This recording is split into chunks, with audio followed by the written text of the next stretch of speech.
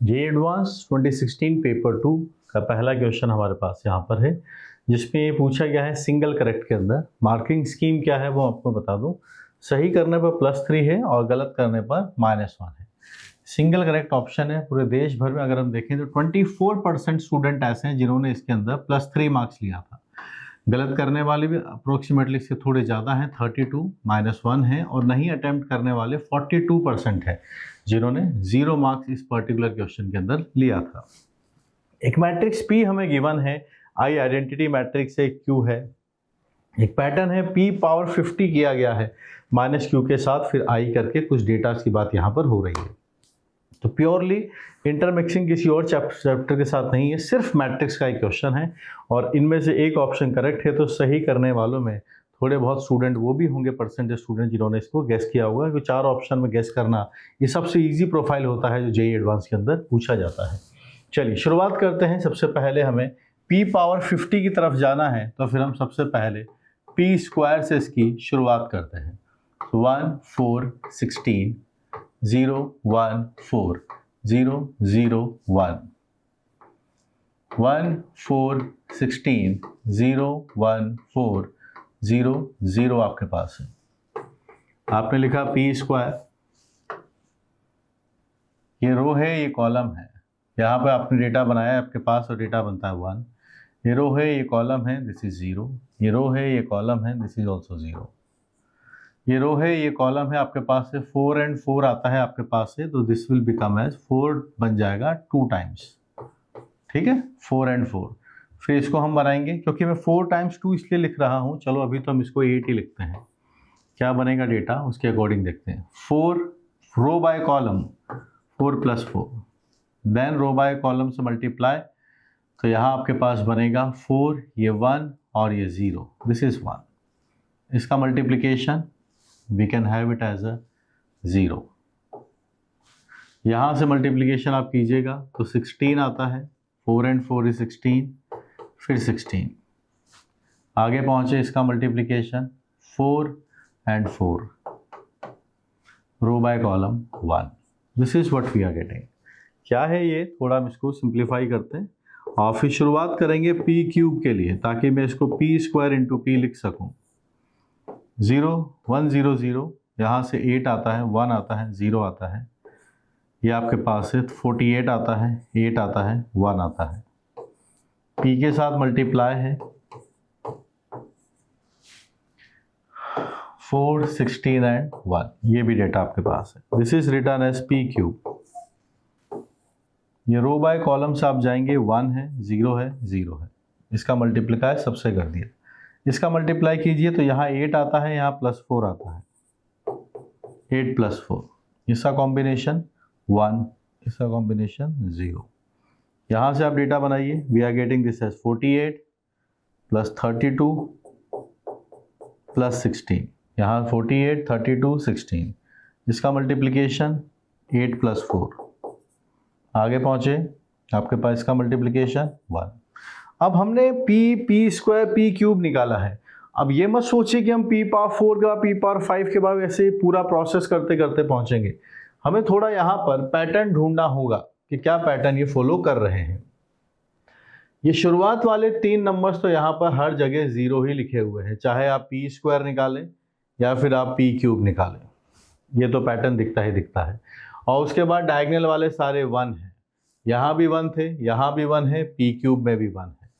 ठीक है, क्लियर है। फिर यहाँ देखिए 2 टाइम्स किया है तो 4 × 2 है, 3 टाइम्स किया है तो ये नंबर आपके पास से 12 आता है। तो आपको कुछ पैटर्न दिखा कि एक्चुअल में हो क्या रहा है। जैसा हमें डिकोड तो हमें खुद को ही करना होगा कि क्या पैटर्न बन रहा है। जब क्यूब है तो 12 आ रहा है, 4 × 3 होता है, ये 8 आता है, 4 × 2 आता है, ये 4 × 3 आपने किया है, दोनों जगह सेम लिखा गया 4 × 3। यानी मैं इसको लिखना चाहूँगा कि यह है 1 0 0 1 0 1 और यहाँ पर है 4 × 2 4 × 2। ठीक, इतना तो दोनों जगह सेम है। स्क्वायर है तो 2 टाइम्स, क्यूब है तो 3 टाइम्स। अब बचता है ये वाला नंबर। यहाँ आप देखिए क्या लिखा गया है, 16 × 3 मुझे दिख रहा है।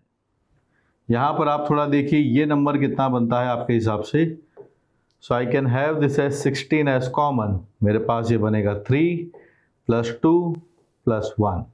तो अगर क्यूब है तो 1 से लेके 3 तक का सम है, और अगर स्क्वायर है तो फिर मैं यहाँ पर 1 + 1 + 1 यानी 2 + 1 लिख सकता हूँ। तो क्या देख पा रहा हूँ, अगर स्क्वायर है तो आपके पास से 3 आया, 1 + 2। क्यूब है तो 1 + 2 + 3 है, तो मैं यहाँ पर इसको लिख सकता हूँ कि 16 है 1 + 2 करके लिखा है, और अगर यहाँ पर है तो फिर ये 1 + 2 + 3 बन रहा है। आपको वेरीफाई करना है तो आप P4 निकाल दीजिए, वरना फिर हम यहीं से P⁻50 बनाने की कोशिश करेंगे। P⁻50 में 1 0 0 1 1, ठीक है। 4 × 2 यहाँ पर लिखा गया था, यहाँ पर 4 × 50 आएगा इस जगह भी, और यहाँ पर भी 4 × 50 यानी इट इज़ 1, ये लिखा हमने। अब यहाँ पर देखिए 16, अगर स्क्वायर है तो 1 + 2, क्यूब है तो 1 + 2 + 3, और यहाँ बन जाएगा 16 है तो 1 + 2 + 3, 50 हमने बना दिया। This is what we are getting. इस नंबर को हम जनरेट कर लेते हैं। समेशन लिखा गया है 1 से लेके 50 तक, तो ये बन जाएगा 50 × 51/2 आपके पास बनेगा, ठीक है। यहाँ से आप कैंसिल कर दीजिए, 8 आता है, 8 यहाँ से मल्टीप्लाई करेंगे 200 आता है, 8 यहाँ पर है 400 बनता है, दिस इज 400 एंड 51। 00 आपने लिखा, 4 आपके पास है, 20,400 आपके पास है, ये वाला डेटा निकल के आता है। अब रिजल्ट क्या है वो देखिए आप। वी आर इंटरेस्टेड कि P⁻50 - Q = I आना चाहिए। मैं इसी को रीराइट कर लेता हूँ, P⁻50 - I करूँगा तो मेरे पास डेटा Q बन जाएगा, और Q के ही कुछ एलिमेंट्स मुझसे लास्ट में पूछे गए हैं। अब आप देखिए P⁻50 में से अगर मैं I हटाता हूँ, I होता है आइडेंटिटी मैट्रिक्स जिसके डायगोनल में 1 1 1 होते हैं, ये वाला डेटा 0 है, डायगोनल में 1 1 1 होते हैं। तो डायगोनल के 1 1 1 अगर हम यहाँ से हटा दें तो मेरे पास नंबर्स आ रहे हैं 0 0 0 0 0 0। यहाँ पर मेरे पास है 200, यह नंबर है मेरे पास 20,400 200, and this is the value of Q। अब जो ये चाहते हैं वो बना दीजिए। क्या चाहते हैं, Q31 + Q32, this is Q31। तो आप जो डेटा चाहते हैं वो है Q31 + Q32 divided by Q21। So let's rewrite this number. तो Q31 ये रहा आपके पास से 20,400 plus third row second column 200 divided by 21 second row first column 200। तो लास्ट वाला तो +1 बन जाएगा, इसको डिवाइड कर देते हैं, ये आता है 102। The final answer you are getting as 103। 103 हम इसका फाइनल आंसर मार्क कर देंगे। This is precisely the B answer. B को हम यहाँ पर मार्क कर देंगे और यही हमारा आंसर बन जाएगा। So we are going to mark it as B. Exam में इसके लिए हमें टाइम चाहिए होगा, पर अगर आपने इस तरह के क्वेश्चंस किए हैं पैटर्न ढूंढने वाले तो फिर आप वहाँ से बना पाएंगे। ठीक है, तो बढ़िया सवाल है, प्रैक्टिस करते रहिए।